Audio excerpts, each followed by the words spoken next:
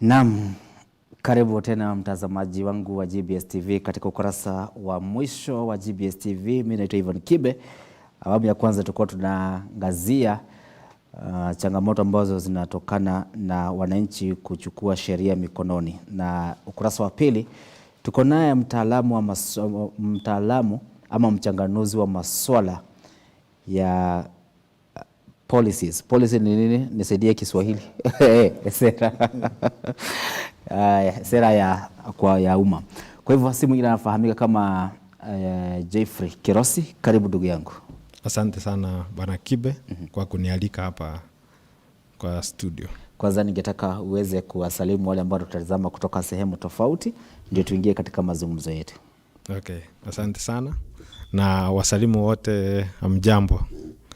Mimi naitwa Jeffrey Kirosi, vile ndugu yangu Kibe amesema. Mimi ni mtaalamu wa mambo ya sera za umma. Nafanya public policy analysis na pia nafanya kazi zingine kama consultant. Asante sana. Okay, thank you very much. Kwanza niseme asante sababu sababu ya kutupambia asubuhi ya leo. Na kwanza hata kabla tuanze mazungumzo yetu ni kufahamisha kwamba na mbona nikusalimia sana na ndugu yangu ambaye nafahamika kama Kevin Nyangweso. Anasema nikusalimia Njuguna Kariuki, Isaac Beth Githitu. Wanasema nikukaribisha ndani ya mazungumzo haya sababu kuna masuala mengi sana wangetaka kuelewa kuhusu huyu mswada wa fedha wa mwaka 2023. Sasa kwanza ningetaka maybe sababu najua kama mtaalamu na mchanganuzi wa sera umeweza kupitia mswada huu.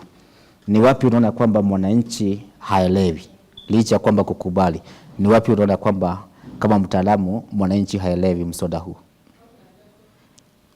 Mimi nafikiria wananchi wanaelewa vizuri sana kwa sababu Kenya iko na wasomi. Kila mtu at least kama umesoma mpaka umefika hata secondary school, even if you drop out, people are able to understand what is going to affect them.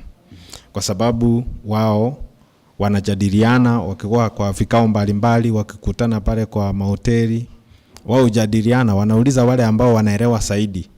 Kwa hivyo hata kama watakuwa na details, kwa mfano percentages, changes from the previous regimes, like what has really changed, but wanajua kwamba wataumizwa, na sana sana watu wanaangazia yale mambo ambayo yatawafikia kwa ukaribu sana. Kwa mfano kuna taxes ambazo zinakuja increase wakati ambapo huu mswada utapitishwa na bunge. Kwa mfano mafuta yakiongezwa bei, hiyo itagusa kila sehemu ya maisha ya Mkenya. So kutokana na mambo ya transportation, kwa hivyo kama wewe uko na biashara na uko na commodities ambazo unapeleka kwa soko, ile bei ambayo utaenda kuitisha the final consumer lazima ipande juu kwa sababu bei ya mafuta itapanda juu. Kwa hivyo nafikiria sana sana Wakenya wako only interested in parts which are affecting them directly.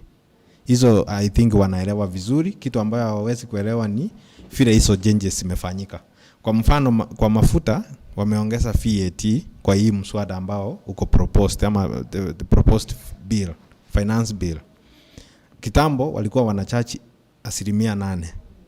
Sasa hizi wamefikisha 16%. Kwa hivyo hiyo ni kama twice the amount. Ile bei ambayo ya mafuta imekuwa ikiongezeka, kitambo tulikuwa tukinunua 100 tunalalamika sana. Lakini sasa imefika mahali ambapo tunanunua na 182 I believe right now. Na hiyo itapanda zaidi kwa sababu sasa VAT, value added tax, increase. Na hiyo hakuna mahali utaenda kuambiwa ulipe tax. Ukienda kununua mafuta pale kwa petrol station, kwa ndani ya hiyo mafuta ambayo umenunua umelipa hiyo taxation. Kama wewe ni abiria umepanda matatu kutoka Kasarani ama kutoka Safari Park kwenda town ama kutoka Githurai ukielekea mjini, sasa kwa ile fare, ile nauli ambayo umelipa, hapo ndani umelipa taxation. Kwa hivyo hakuna mtu hapa Kenya atasema ati mimi silipangi tax, mimi I'm not employed, kwa hivyo I don't pay tax. Hata yule mama wa kijijini pale uko mbali, the remotest place in Kenya, hata yeye pia ulipa ushuru. inaitwa indirect taxes. Sasa pia kuna wale ambao watalipishwa taxes directly, wale ambao wameachiliwa kazi mbalimbali kwa maofisi, kwa biashara mbalimbali, au pia watalipishwa in terms of ile salary wanapata. Kuna kiwango fulani ambayo inakatwa. Kwa mfano wameintroduce a new tax ambayo ni housing levy fund. Hiyo ambayo ndio sehemu tata kabisa ambayo inaleta shida kabisa. Kwa sababu number one, si kwamba ni mpya, new taxes are welcome so long as they will help us. Hii inaleta utata kwa sababu haieleweki vile ambavyo wale ambao wana contribute wata benefit. So pia serikali ya UDA inatatanisha zaidi wakati ambapo inasema hiyo si tax, wanasema ati hiyo ni savings.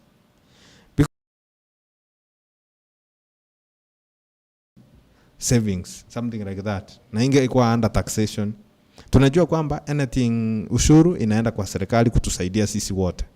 Na sisi wote tunafurahia tukiona barabara nzuri, tukiona majirani wetu kwa mfano kutoka nchi zingine wakikuja Kenya kuona vile maendeleo inafanyika ama vile imefanyika kwa miaka ambayo imepita. Lakini sasa tukichukua ile ushuru na tuelewi vile ambavyo itatumika, lazima sisi kama Wakenya tuweze kucomplain na tuseme haiwezekani. Wakenya wengi ambao wanasema kwamba hawaelewi huu mswada. Na nilikuwa naangalia baadhi ya mapendekezo wakisema huenda mengine yataanza kutekelezwa hadi Januari mwaka ujao. Kama mtaalamu wa sera za serikali, jambo hili la ashiria nini? Linamaanisha kwamba serikali itahold kukusanya hizi fedha kutoka kwa mwananchi, ama serikali itabidi iwe na mbinu mbadala ya kutafuta fedha zake? Burudia swali. Nimesema kwamba kuna baadhi ya, nilikuwa nasikiza mwenyekiti wa finance bill, wa finance katika bunge la kitaifa, ambaye ni mbunge wa kule Moro, na alikuwa anasema kwamba baada ya kusikiza maoni ya wananchi, kuna baadhi ya vipengele ambavyo huenda kuwa serikali inaweza kuwa legevu kiasi kuyatekeleza kwa wakati huu, na kuna mengine yanahitaji kutekelezwa. Wakati kuna swala kama hili, mwananchi ako wapi? Mimi naona hakuna, unajua kitu ama tutaambiwa tu kuna mengine atakuja kutekelezwa baadaye, lakini as long as imepita. Yes, nimesikia hiyo mjadala. Kwa mfano kuna wale ambao wanaitwa content creators, wale ambao wanatutengenezea content mzuri tunaangalia pale kwa social media. Watu wengi wanasema kwamba wale ambao wanaonekana successful na wanaonyesha mali yao hadharani pale kwa social media, wengi wao hata wapati hiyo pesa kutokana na their social media work. Most of them ni wale watu ambao wametengeneza pesa kwingine ama wanafanya biashara zingine. Kwa mfano wako na duka mahali, ako na hoteli mahali. Sasa akitengeneza ile pesa anakuja kutuonyesha pale kwa social media. Kwa mfano kuna, sitaki kutaja majina, lakini mnawajua wale ambao wamekuwa wakituonyesha mamilioni ya pesa kwa social media wakijionyesha vile wako na pesa. I'm 100% sure most of those people, either they were popular from elsewhere, those people we call celebrities, like akina Elko Mondi. Jana alikuwa anasema yeye si content creator, kwanza yeye ni comedian.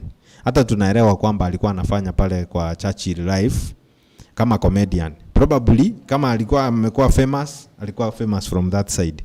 Kwa hivyo akipewa advertisements, yeye anapewa advertisement kwa sababu anajulikana kutoka kwingine. Wale wengine ambao wametajirika kutokana na social media work ama content creation ni wachache na tunawajua. Na hao pia wanaonekana. Lakini sasa kuna wengi, mamilioni ya wengine ambao ni small content creators. Unapata yes, ana make content, lakini ana nini? Ana pesa ama apati pesa kwa sababu hajulikani.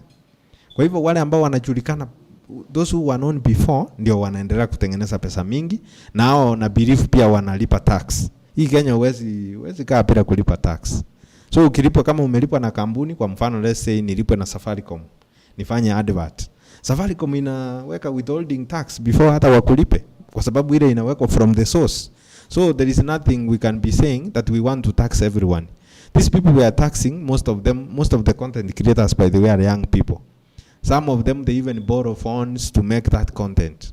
Some of them, they borrow cameras or they rent them from friends. So they don't, actually they might show online that they have money, but most of them don't have money. So when you say that you will delay taxing them, it will not make, it might not make a lot of money, because you might think people have money, but they don't. So the life people lead online is different from their actual lifestyles. So the discussion that wacha tupitishe alafu tukuje kuwacharge baadaye ama kuchukua ushuru baadaye, I make sense, kwa sababu kitu kipitishwa kama sheria hiyo imepita. Ukipatikana, sheria ni kama msumeno, ukipatikana kama hujalipa kitu mahali, hawatasema ati hii tulisema tutakuja kuimplement baadaye. Ile mchumeno itakukata, unaona? Kwa hivyo kama vile watu wengine wamekuwa wakisema, mimi pia na believe those things which will harm Kenyans, they should be set aside. Tusiaje kwanza tutafute means zingine, ama tukue na discipline in expenditure. Mambo ya corruption tupunguze, mambo ya unnecessary expenditures, like tumeona government officials huge delegations wakienda ngambo kuenda kutuwakilisha, which is a good thing, but we should reduce that expenditure.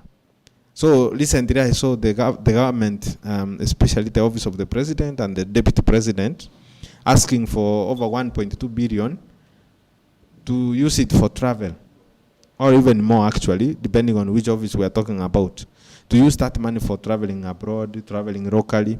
So those are the kind of things we should reduce. Instead of having a delegation of like 100 people, we just send a few officials, maybe 2 or 3, and they can effectively represent us if we prepare them well. Thank you, Kirosi. Nilikuwa naangalia baadhi ya watu ambao wameweza kutoa maoni yao kuhusu mswada huu. Na kwanza nikumbushe wa Kenya kwamba si mara ya kwanza mswada wa fedha maybe kujadiliwa bungeni. It has been kulingana na katiba ya mwaka 2010 ya kwamba kabla fedha ziachiliwa pale lazima kuwe na mswada ile tunasema an estimate budget ambayo serikali inapanga kutumia fedha zake katika mwaka fulani. Kumaanisha kwamba for the past years tumekuwa tukipitisha hii finance bill, na wakati mwingine hata mwananchi hajiwagi kuhusu huu mswada wakati umewadia. Ni nini iko unique na huu mswada in the year 2023 that umeweza kuibua hisia kwa wananchi wengi sana? Kwa nini sasa hitu tumejua? Mimi nimefanya kazi ya kutafsiri sera ya serikali ama ya umma kwa miaka karibu 8 sasa. Nilianzia pale Haki Jamii, iko pale Yaya Court. Hapo ndio tulianzia kitambo sana, around 2015. Na kila mwaka tumekuwa tukiangalia sera ya serikali, na hiyo miswada ni moja ya zile documents tulikuwa tunafanya analysis. Na previously I think kumekuwa na hizo debates, lakini hasija kuwa so widespread like now. The reason why ni kwa sababu huu mswada wa huu mwaka uko overambitious.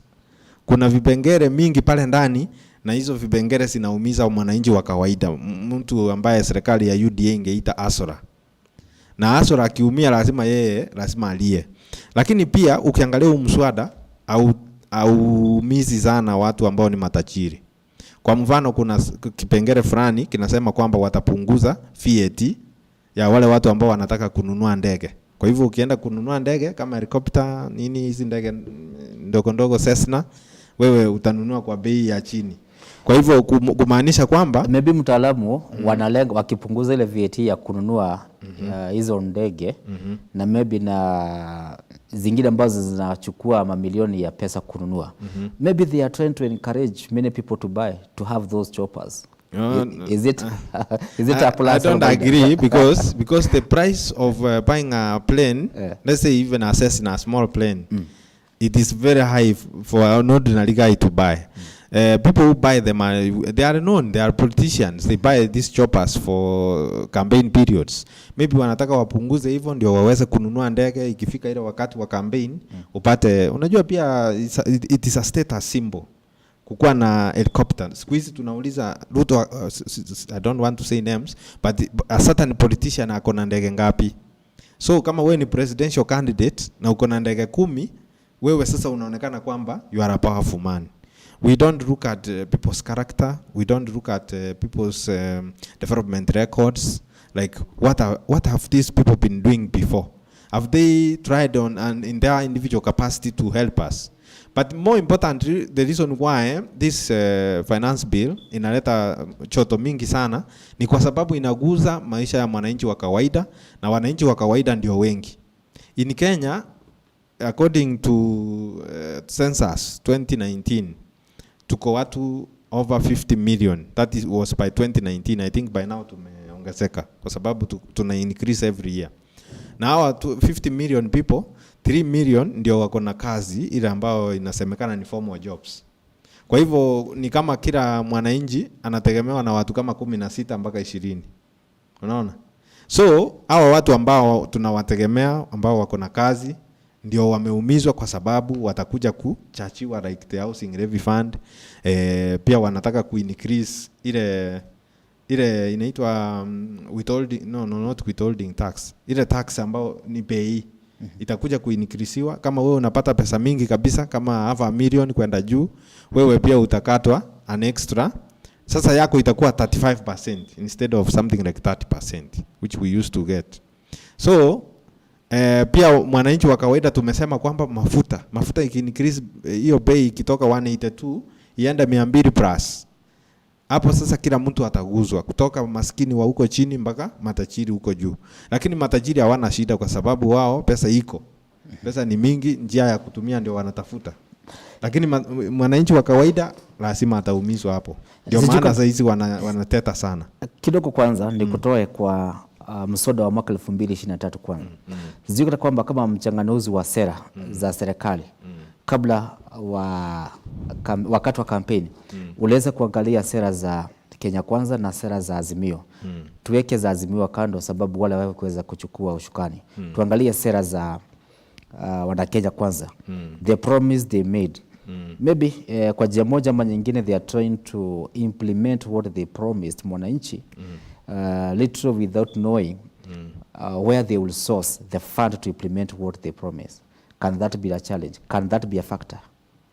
I think kama wako na goodwill ya kuimplement those promises they made, wangeanza kwanza na kupatia wale asras kazi, kwa sababu kazi ambao saizi zimepeanwa, unajua saizi those senior positions already zimegawa kuanzia cabinet secretary, permanent secretary, what do we call them nowadays? The permanent secretaries, those who assist the cabinet secretaries or the accounting officers. Okay. Parastatos, they have already given board positions, the chairmanship and others. So people have been asking, where is Mama Mboga? Where is mwana boda boda? Kwa sababu hao watu hatujaona, si ati hakuna watu werefu pale nje ambao wanafanya boda boda.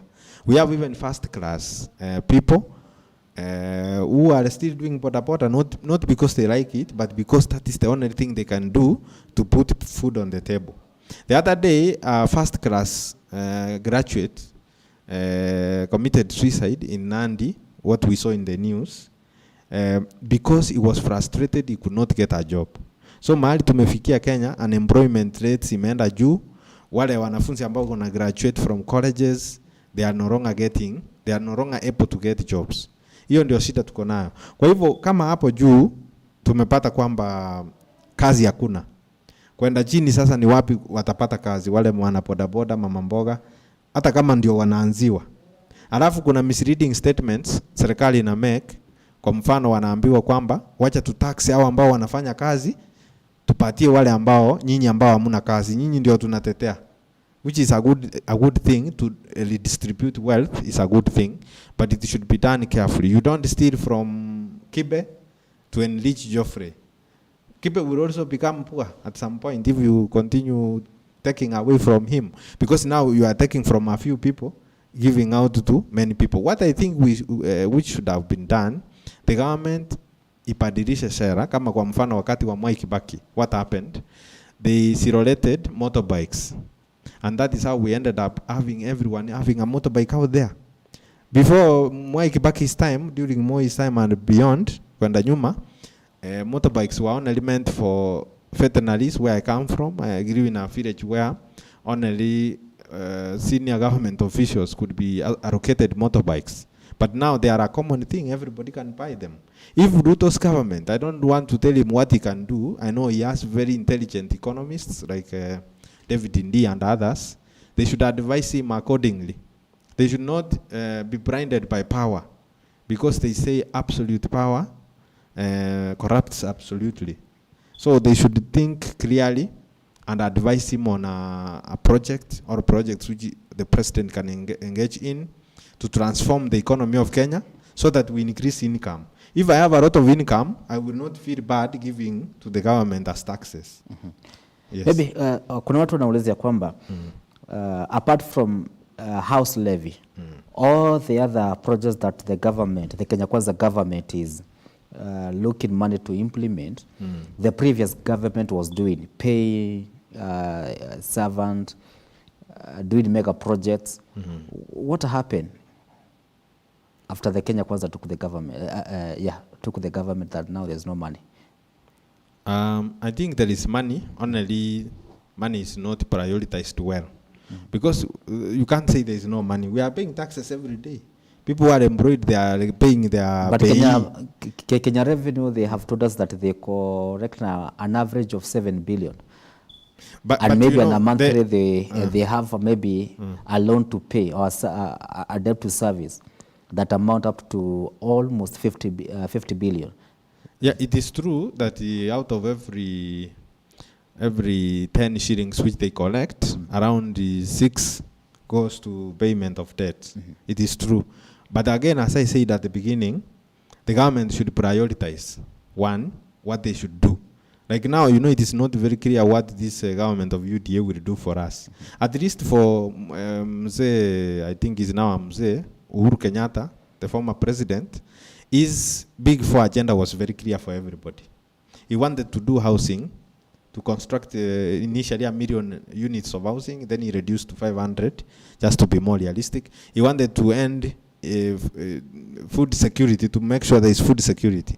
He wanted to increase production from manufacturing, so that manufacturing contributes more.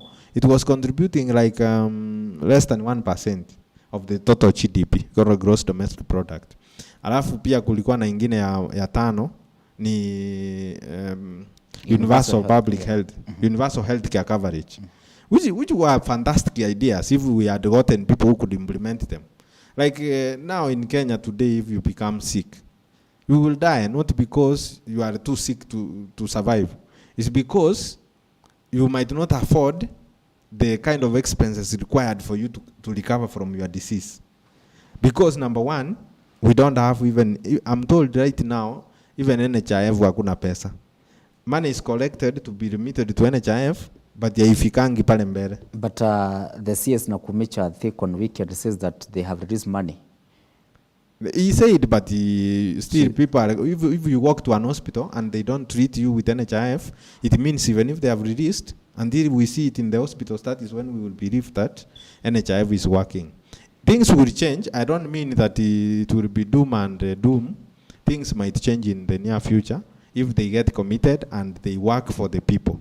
But if they work for their own stomachs, we will not see any change. The only thing we will see is a few individuals getting richer and richer, driving bigger cars and buying planes as we have seen.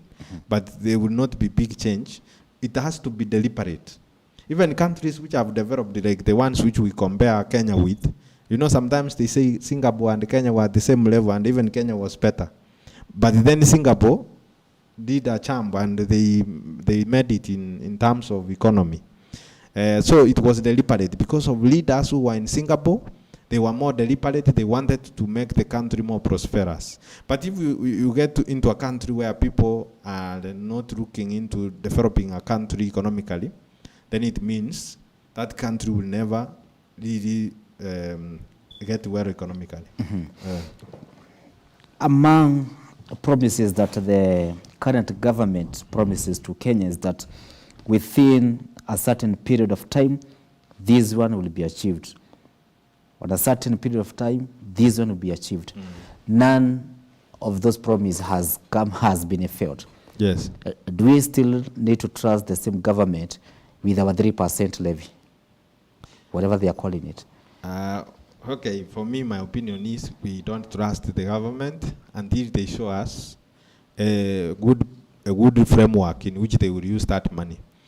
Because they are collecting the money, 3% of your income, I believe your salary, and then this 3%, they don't explain to us how it will be managed, which body will be in charge of that money, because even very senior government officials were asked, this money is not going to the consolidated fund. Who will be managing it? Somebody started saying they will form a trust to be able to manage that fund, which is the housing levy fund, around the 3%. And the way they were explaining, even to themselves, it was not very clear.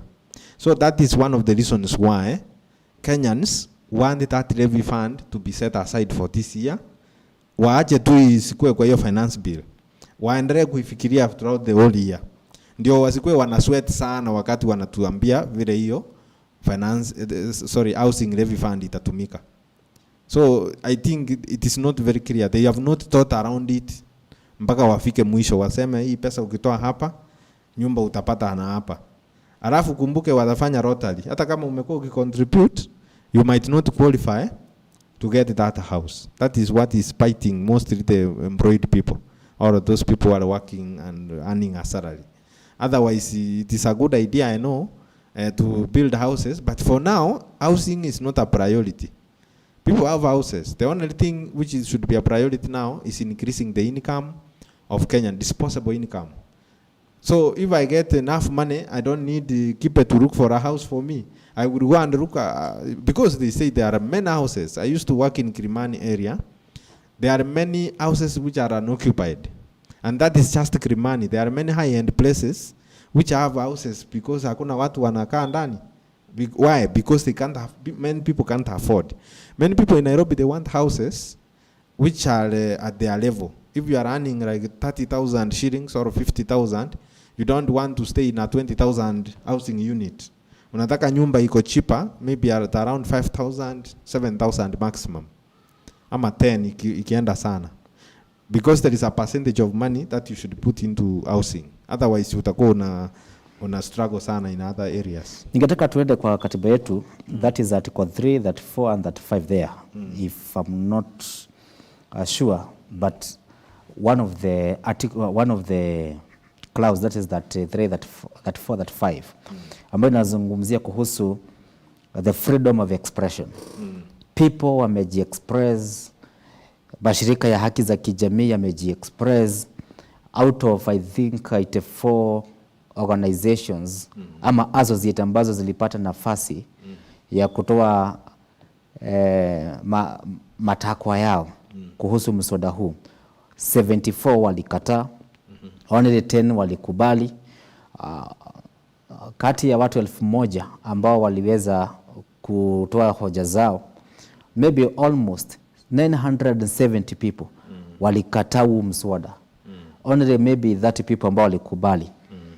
Talk to watu tunaita watetezi wa haki za kibinadamu, wamekataa. Viongozi wa kidini wamekataa. We have the kind of system, I don't know what is happening to this leadership. No matter how people will say that hatuitaki, still the President of Republic of Kenya, William Samoei Ruto, is still insisting that this bill must be passed. Is he infringing the Article 33, that 4 and that 5, where people has to be heard? People have spoke, but bado kuna certain force nasema this bill must be passed. Tuchukue break fupi tukuje tuzungumzie hilo. Okay.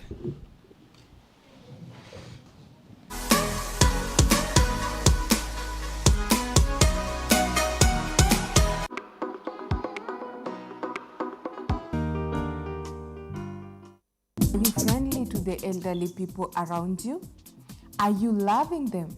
Are you taking care of them? Elijah Mwega, founder and CEO Karika Karika is a community-based organization. Majina zangu ni Monica Jerry Kamau kutoka Dagriti County, na mimi ni mmoja wale wazee wanakuaga huko Karika. The older people give wisdom to the young generation. And if we have a young generation which has no wisdom, then the country cannot grow. What are some of the things that you are supposed to ensure that you're being included in the conversation and decision making to be part of the community and part of the family? Naweza sema kuwa pamoja ni kitu very important. Wakati tunakutana sisi tuko pamoja, tunafurahia hiyo sana. Kwa sababu kuna wale wanakaa tu uko masinani, hawezi toka. What are some of the activities that you actively participate in the community? Kama kushona masweta, sisi tunashona. Shondo tunashona. Kutengeneza sabuni ya liquid pia tunatengeneza sisi wenyewe. Hata ukija huko unaona tumeng'ana kabisa, sababu tunaenda tunafua nguo na hiyo sabuni. By the way, we don't grow old. We only ripen. We don't grow old, we only ripen.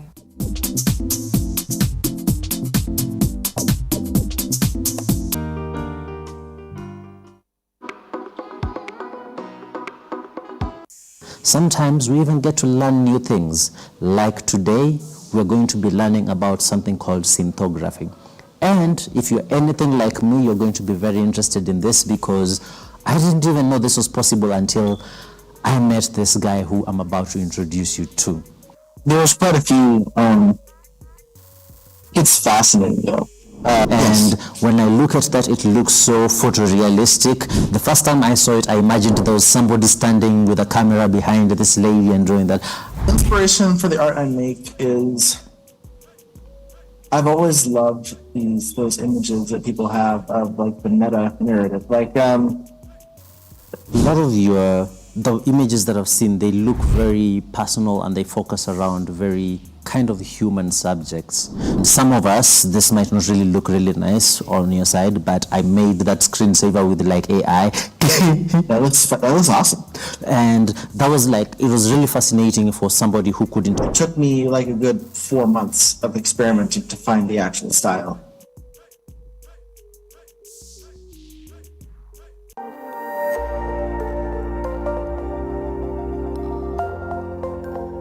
Everywhere, GBS.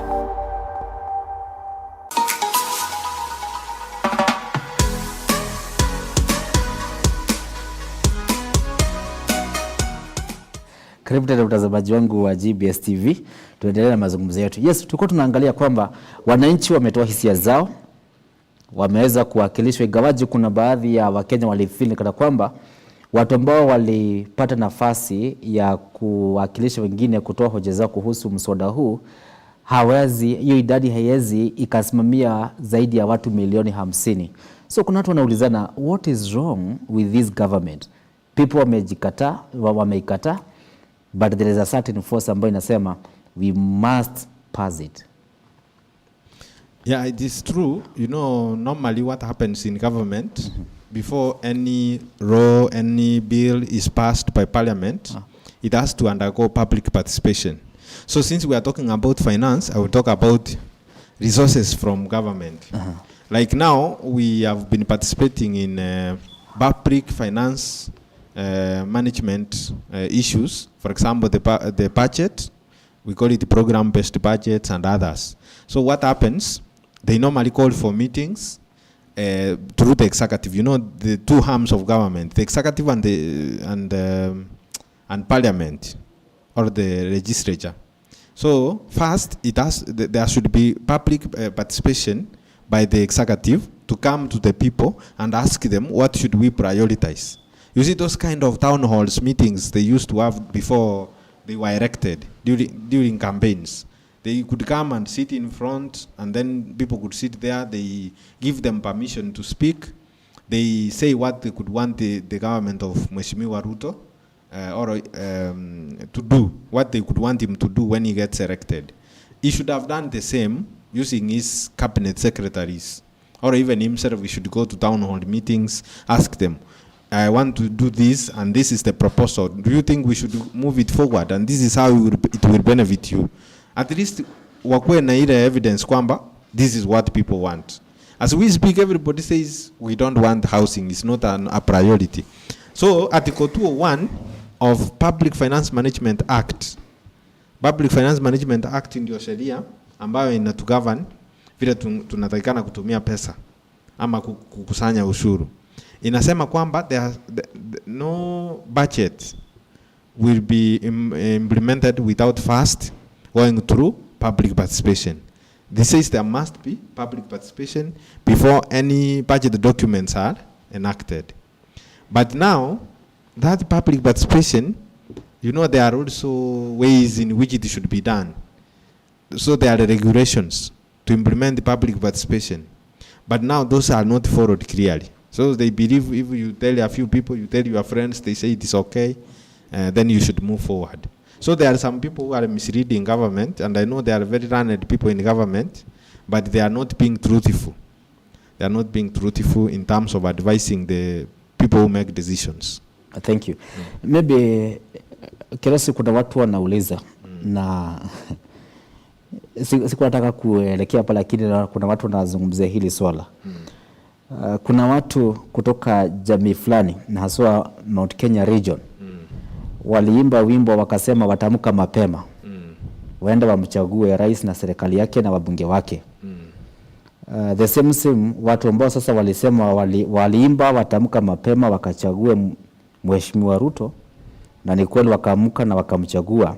The same people now wanashindwa, is this the real guy ambaye alituambia mambo mengi mpaka tukamtungia wimbo tutamuka mapema. Wanafini kana kwamba the government is oppressing them day by day. Even if they speak, they are not being heard. What do you think this might be now translate politically? First of all, many other people, the same people you have quoted, they have been observing that the regime might, or the president, let me say the president because he represents everybody in the government, he might be a one-term president because of reasons which you have already mentioned. For example, not listening to his supporters or followers, not listening to his trusted advisors, and that might have political consequences. However, we also have fears as analysts because when we look at it, we see that there have been allegations of stealing votes to get into power. There have been those things being mentioned, but you know, so long as Supreme Court has ruled that this guy was elected lawfully, then we will go with that. But there are fears that he might be a one-term president unless he does something like steal votes. Maybe the problem, we don't want to address the issues to president as a person. The problem is a system, or the problem is sources of deliberate issues that are affecting Kenyans. They are not, okay, they deliberate on their own when maybe they meet for cabinet meetings and other party meetings.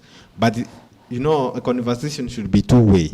There should be a way, as policymakers, they should have a channel through which they listen to boda people, they listen to Mama Mboga, they listen to workers or members who are earning incomes from various organizations and even from government. They should listen to them.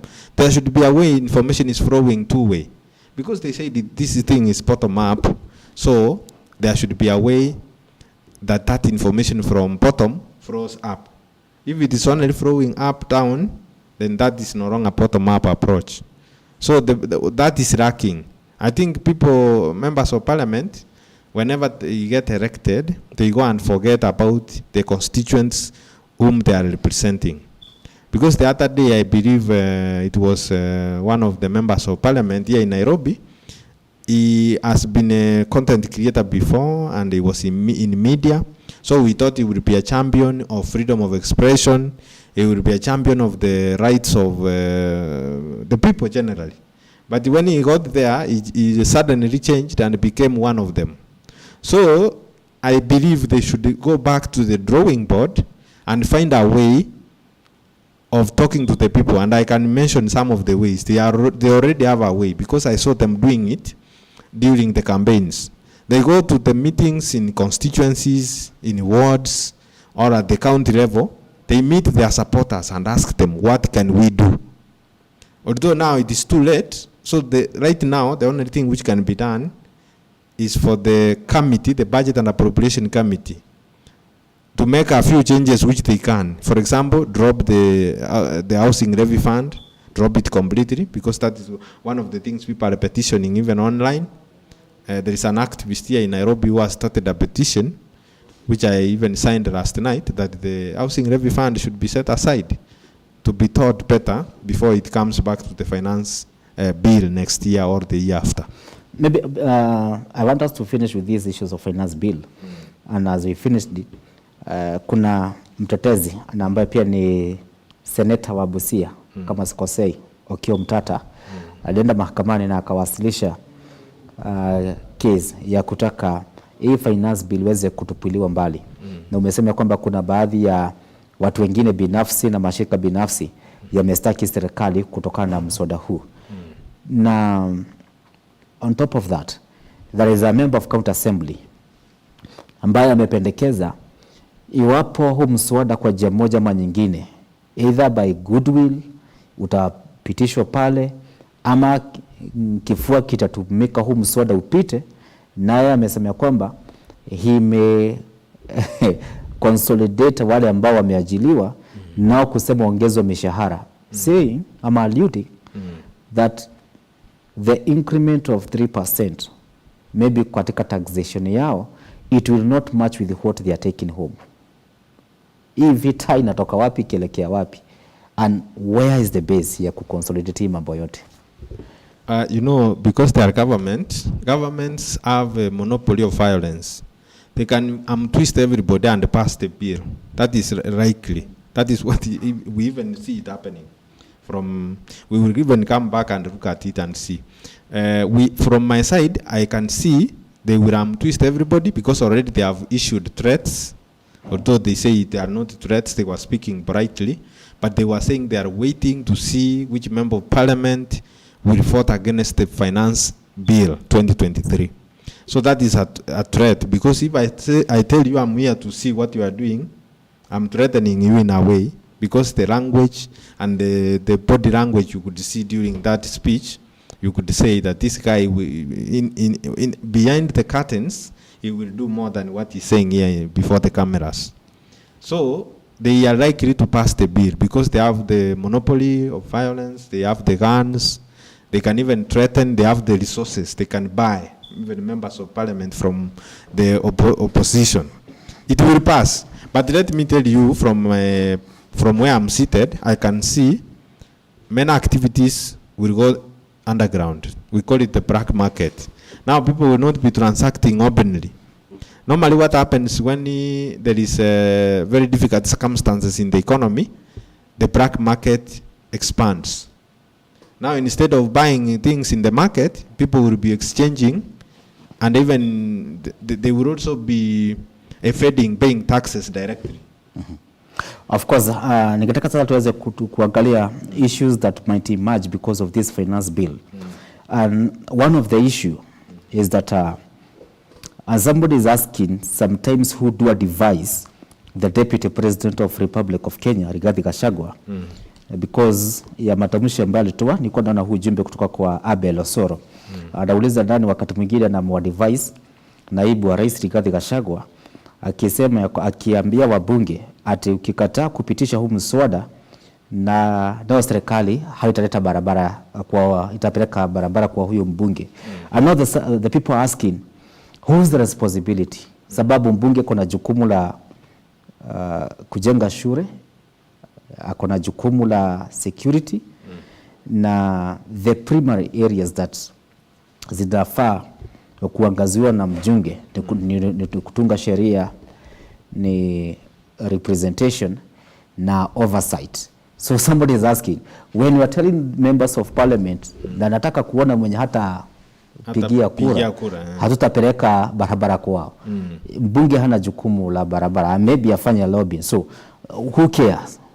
Who's the responsibility? But you know, it's a dangerous statement, and there are many other dangerous statements which have been made by the same government official.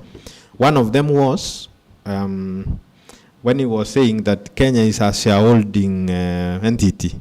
So there are people who own the country, who own shares, and there are those who have paid to get some shares, and there are those who don't have any. That was one statement. The second statement which you are talking about, that if you don't vote for this, then you won't get this one. That is in terms of roads. Now he's taking us back to the KANU era. During KANU era, the former president, the late Daniel Moi, was telling Kenyans that siasa mbaya, maisha mbaya. It is the same thing. It's only that he has translated it using different words. That is just paraphrasing. So kumaanisha kwamba those people don't vote for certain people, like for example those who are in power, they will never get, they are given a blackout in terms of development. That is what he's saying, basically. Si barabara tu, and they can even do anything. They can even say, hata stima msiweke kwa ile kijiji kwa sababu hawapigangi kura kwa serikali. So my concern is, who care? Citizens care because it affects them. So, you know, if I'm paying, I won't stop paying taxes even if you don't bring development. If I'm employed, they will continue taking my pay around 30% or 35%, depending on how much you earn. I will continue buying goods. I have to continue buying food stuff. I will continue buying essential commodities generally, even clothing, even motor vehicles. If I have money, I continue buying furniture. All those things I buy on a daily basis. I pay value added tax, and that tax is going to the national government. And then it is going to be distributed instead of coming back to me in form of development, in form of roads, in form of schools, better schools, with good infrastructure. The money will not come to me because I'm, for example, voting for opposition. It will go to somebody else in County B who votes for the government. But that is not even assured because we haven't even seen clearly what they will do. We are yet to see. Okay, thank you. Kwa hilo tuweze kuangalia masuala lingine ambalo huenda lina lazimu serikali ambayo inataka kupitisha mswada wa fedha, kukusanya fedha ili iweze kufanikisha maendeleo kwa mwananchi. Bunge la Seneti liweza kujadili masuala ambayo yalikuwa yanaibuliwa na wawakilishi wadi kuhusu nyongeza ya mishahara. Na in their conclusion wakapendekeza wawakilishi wadi waongezewe mishahara angalau from 86,000 to 370,000, or let me say over 390,000 to each member of county assembly. That will translate to almost 10.16 billion. That will go to salaries of MCS. Azimio la Umoja nao wanasema kwamba in case you sell these bill sales, tupatane kwa uwanja. What should Kenyan expect going forward? Obviously, it will be what we expect if the bill is enacted or passed by Parliament and then assented to by the President. The kind of difficulties we are experiencing in terms of high cost of living, they will now escalate. We are already buying basic commodities at a very high price. For example, sugar. Sugar is now around, 2 kg of sugar is around 400 and it depends which company. It's 400 and upwards, 450, 480, 430, depending on which company. So that price of sugar will continue going up because the price of fuel could have increased by another 80% together for the increasing VAT. So we will continue paying for everything at a. So if you are buying, for example, let me give you an example. Where I come from, initially from my village, we used to buy a bag of maize for 1,700 shillings. That's a 90 kg bag. So that same bag now, after a few years, like 5-7 years, now 7 years down the line, we are buying it at 6,500, the same bag of maize. So now, if we increase prices, for example, of fuel. If you increase price of fuel, it would affect even fertilizer or farm inputs. Because these farm inputs, some of them are imported to Kenya. So like fertilizer is imported to the port of Mombasa, then it has to be transported all the way to the farmer. So the price of, the cost of transporting that fertilizer to the farmer, and also seeds from the seed producers, and many other, even labor will also go up. The farm workers will say now, you know, for us, we have been supporting you, we have been so nice, we work hard for you as a farmer. Now we want you to pay us more because the price of commodities has increased. I'm going to buy sugar, and the sugar has gone up. So you pay me a higher price per day. So it is going to be affecting even the final price of maize, which is produced from that farm. So life is going even to be harder, and the only way the government can make life better for us is to reduce some of these taxes and make those goods which are basic commodities more affordable. Otherwise, life is going to be tougher than what we are seeing now. Okay, now, maybe for the past 9 months that we have experienced this government, as compared to the previous government, and as where economically the people are, what do you expect if you add even 1 shilling to this common mwananchi? In terms of income?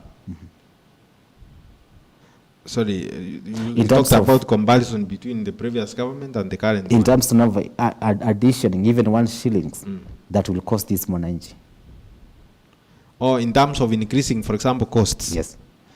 You know, the problem, why I'm saying there is a big problem ahead, the income of this mwananchi we are talking about is not increasing. There is nobody at this rate where even the employer is contributing 3% to your housing levy. You know, for every employee you have in your company, the employee will be contributing 3% of their salary, and the company or the employer will also contribute another 3%. So it makes it 6%.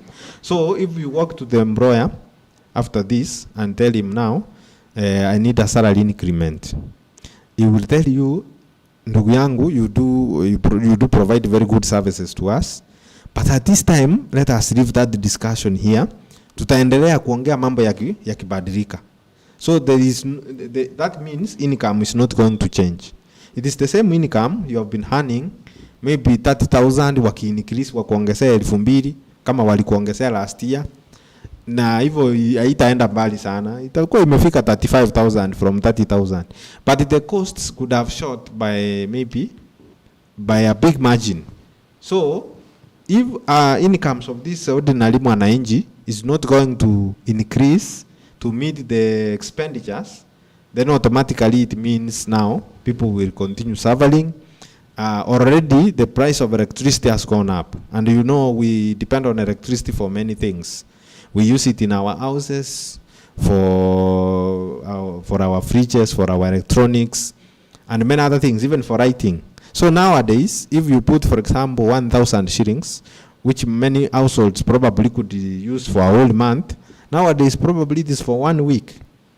So you can see, just from simple increasing prices but you know it doesn't increase by a small margin. It increases by a big margin. Like now I told you, a bag of maize, which is a staple food in Kenya, has increased from, let's say, 2,000 to 6,500. That is how many percentage? Like 400%, 500%. So now I was even talking to my people in the village, the ones I do support when I get some income. I was telling them, should we stop buying maize and instead buy rice? Because a bag of rice, 25 kg, is 2,500. It ranges between 2,350 to around 700, depending on where you are buying. So we were asking, should we continue now eating rice only? Rice and maybe some stew, some beans. But also they told me, beans have also increased in prices. Now we are buying beans at 500 shillings, which they used to buy for 150 per 2 kg. What? 500 shillings now. Why? Because Buana. Kenya depends on rain-fed agriculture. So since last year, the weather was not so good, production went down. I'm also a part-time farmer. From a 2-acre piece of land where I farm, I normally get like 18 bags of maize, 90 kg. But now I only harvested 1 bag, which was a 3/4 bag. So I decided this year I'm not going to participate in food production because I'd made a lot of losses last year. So I asked my neighbor to use my farm to cultivate some crops, because for me I want to have a break for now, just to. Why? Because Kenya's agriculture depends on rain. So if there's no rain, there's no food production. Okay, thank you kwa hilo ndugu yangu. Our Kenyan labor laws are very clear that an employer cannot deduct even a single coin from an employee without the consent of the employee. Now we are having all this bill. Do the employee, according to that clause, give the go ahead, maybe the government to deduct that 3%? And what's the akina sasa jinyi watu ambao ni wachanganuzi wa masuala ya sera za serikali, mnafanya nini wakati sheria inasema ya kwamba mimi kama ni mwajiliwa, hakuna mtu anafaa, hata mwajiri wangu hawezi nitoa shilingi 100 kwa mshahara yangu bila kuniambia na nikubali. Nyinyi mnafanya nini?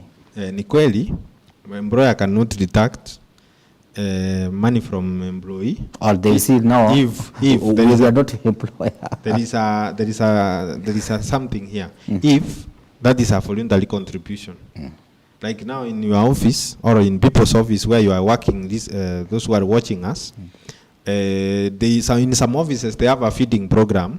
They say instead of us going to the restaurants around this office, why don't we use our office kitchen? We cook some food and we use it here. Even if you have a shop, you have a supermarket, some people prepare. Even in banks, I used to work in a bank for when I came out of university.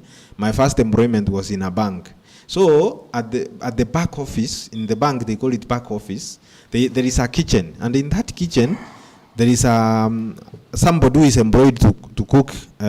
He can cook food. He can cook tea for the people who are working in that bank. So when we want food in that kitchen, we have to contribute as employees. So what could happen? When somebody is processing the salaries, the payroll, he could deduct a certain amount, let's say 2,000 shillings. But we have to agree, we used to agree upfront. We say now, Kibe, we would deduct 2,000 and you will be eating here in our office every lunchtime and you will be taking tea mpaka mwezi ishe na wewe hutakuliza pesa ingine, which was a good arrangement, because when you go to the restaurant, 2,000 cannot serve you food for 3 days. But now, because we are pooling resources, when we are eating from the office, it takes you for a whole month.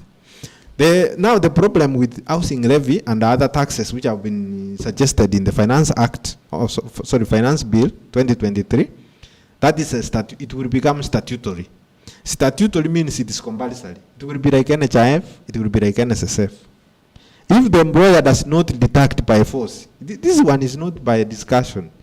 Immediately it is passed and they say it is effective from 1st of July, then the employer, from that end of July, he will deduct 3%. And he will also contribute another 3%, an equivalent amount, for that amount to be complete. Failure to do so, they will face consequences. Number 1, they will face fines. Number 2, you can even be arrested by, KRA will come and check the books. All organizations do report how much they are spending on employees. They provide those records. So this is statutory. That is the point. It is a must. You have to contribute. Then the other question you asked me is, what are people like us doing? Okay, for me, I'm an analyst. What we do, we analyze, then we publish those findings. Sometimes we work as coalitions with other organizations, then we produce reports. Those reports, they are supposed to inform policymakers. So they have to be submitted to government, to various relevant offices. Then if they are good enough, they can look at them. Sometimes it's not a must, they implement what we say. Because they will say, We have weighed what we are saying. We have weighed. There are so many interested parties. Then we have decided to go with this option. So we are doing our part, and also we are also, as members of civil society, we are also engaging in protests, because protest is a constitutional right. However, we must say we have observed that these protests are we are being denied our right to protest and to picket. For example, recently when some organizations went to the street to protest this finance bill, 2023, they were tear gassed, they were arrested. You know, even if you are arrested for a day or for part of a day, half a day, you know that one brings you back and derails your plans. Otherwise, the government should listen more to the people and come up with tangible projects which can benefit everybody, including taxpayers, including public servants, everybody.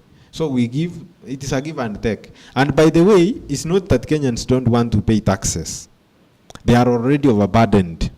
And the worst thing is that even if they are paying these taxes, they are still catering for some of the cost which should be catered by government.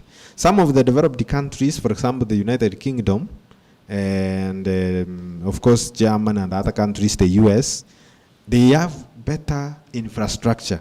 For example, if we are taxed for some money to be used to build roads, for example, in the UK, I was there recently. For them, they have very good infrastructure. In fact, when you stay in the UK, for example, in London, you don't need a car because the public transport system works efficiently. There is something they call the tube.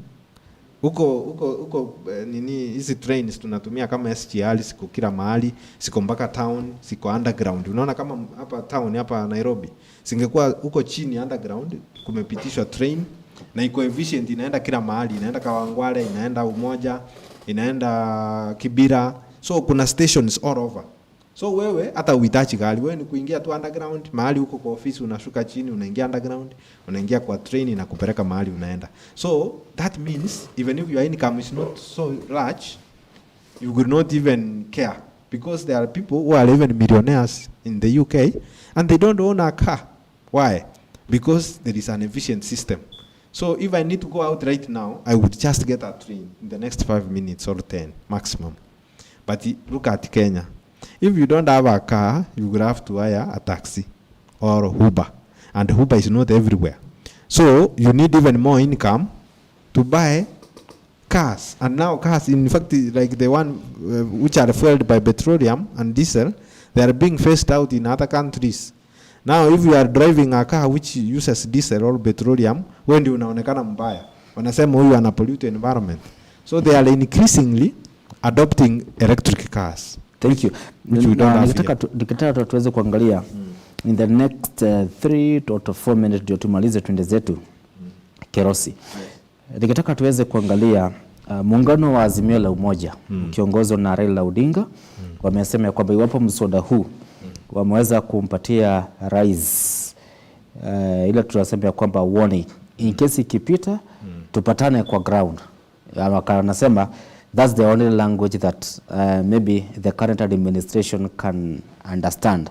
Nasema if you can't listen to the church leaders, if you can't listen to common mwananchi, you can't listen to civil societies, then I think the only language that you can understand is demonstration. Tutarajie nini? Of course, we look forward to seeing more protests immediately after the bill is enacted, and I told you it will be enacted from the climate. They might drop a few things, but they will enact it all the same. And what will happen, of course, people will go to the streets. But what I've discovered about Kenyans, not all Kenyans who are complaining will go to the street, because we love our parties. Those who are for UDA will say, no, for me, it is my leader. Sometimes when you are in a political party, especially what we have observed here in Kenya, they love that person, their leader. So they complain, but they want you, the people in opposition, to go to the street. Like I heard somewhere, some people saying, why can't Raila come out and protest? This thing itatuumiza, unaona? Kwa hivyo wanataka wale wa opposition wa protest on their behalf. Unaona? Wataki kutoka. Hawataki wao watoke juu wako kwa hiyo political party ama political coalition. Even members of parliament, kuna wale wenye wako ile mlengo ingine ya serikali na kuna wale wako kwa mlengo ya opposition. So wale wako kwa serikali wanatumai kwamba hao wa opposition they will do more and protest more mpaka hii kitu iangushwe. But because uko pale ndani sasa unafumilia kimwanaume. Unasema hata kama hii kitu itatuumiza, sitaki kuonekana mbaya kwa mdosi wangu. Unajua wanaita president mdosi wao ama deputy president. Hawataki wako in the bad books of the party. So we know you have goodwill, but you should come out. For me, I call for all people who are of the same mind that the bill is not good for the economy. You know, you can't tax an economy. It's like milking a cow which is already sick or dying. You will milk it until it dies, then you also die because you can no longer have food to consume. So we need to relax some of these taxes, maybe reduce them to manageable amounts, and then we will agree, we will have a consensus. Or maybe UDA has only set it very high so that tuanze kusema wacha tupunguze kidogo. Kumbe target yao labda instead of maybe 16% kwa fuel, maybe what I increase by maybe 5% and they will be happy. But I also believe, this one I don't have any evidence, that these taxes, some of them, they are as a result of external forces from the international community, because Kenya is a country which has borrowed a lot of money from various countries, which we call bilateral loans, and multilateral agencies like World Bank, IMF, and other government banks around the world. So we have borrowed enough, and those when you owe somebody money, they can come to your house and order you how to live your life so that you don't misuse the money they gave you, even if it is a loan. Thank you, Kirosi. I want to assure you, after the bill will pass, I'll call you again for more information. Yes. Niseme asante sana kwa kutupambia asubuhi ya leo. Asante. But I want to give you 30 seconds maybe to see of our viewers. Okay, thank you very much, Kibe. Mine is to call for every Kenyan who is listening to us and those who are checking us on social media to be active citizens.